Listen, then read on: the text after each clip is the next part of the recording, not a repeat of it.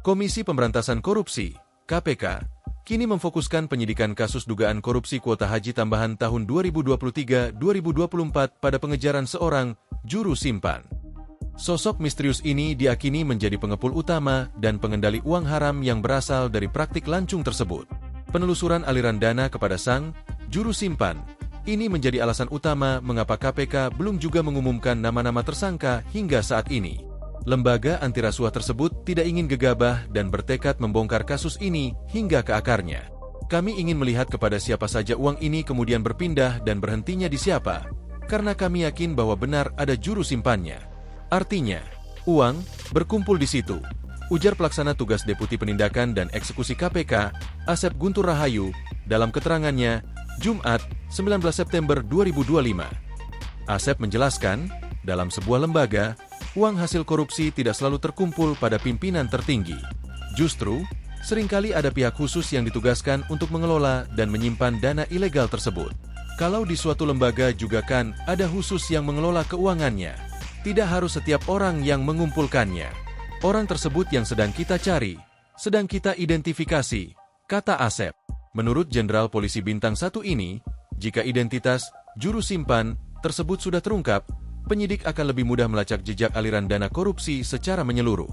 Untuk memburu sosok yang dijuluki MRY ini, KPK telah menggandeng Pusat Pelaporan dan Analisis Transaksi Keuangan (PPATK). Kolaborasi ini bertujuan untuk menelusuri setiap transaksi keuangan yang mencurigakan. Asep mengilustrasikan, rekening bisa saja terdaftar atas nama MRX, namun pengendali dan pengguna utamanya adalah MRY. Kita lihat bahwa ketika mengambil uang untuk menggunakan ternyata di videonya, CCTV, adalah MRY. Kita bisa pastikan bahwa sesungguhnya yang memegang kendali atas rekening-rekening tersebut adalah MRY itu yang sedang kita telusuri. Jelasnya, meskipun tersangka belum diumumkan, KPK telah mengambil langkah-langkah signifikan dalam penyidikan kasus ini. Pada 11 Agustus 2025, KPK resmi mencegah mantan Menteri Agama Yakut Holil Qomas untuk bepergian ke luar negeri. Tim penyidik juga telah melakukan serangkaian penggeledahan di berbagai lokasi, termasuk kediaman Yakut di Condet, Jakarta Timur, kantor agen perjalanan haji, rumah seorang ASN Kementerian Agama di Depok, hingga ruang kerja Direktorat Jenderal Penyelenggaraan Haji dan Umrah, PHU, Kemenag. Dari penggeledahan tersebut, KPK menyita sejumlah barang bukti yang diduga kuat terkait perkara, mulai dari dokumen, barang bukti elektronik, hingga aset berupa kendaraan roda 4 dan properti.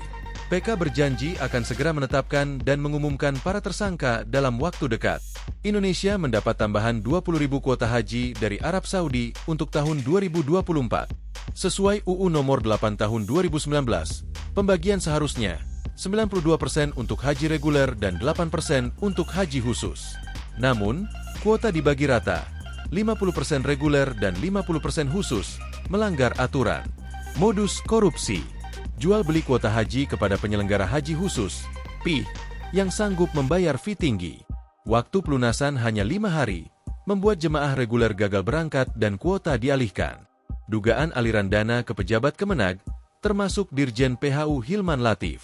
KPK menduga ada juru simpan uang, tempat uang hasil korupsi dikumpulkan. Pihak yang diperiksa, Hilman Latif, Dirjen PHU Kemenag, diperiksa selama 11,5 jam oleh KPK. Yakut Holil Qomas, Menteri Agama 2020-2024, diperiksa 2 kali. Download Tribun X sekarang, menghadirkan lokal menjadi Indonesia.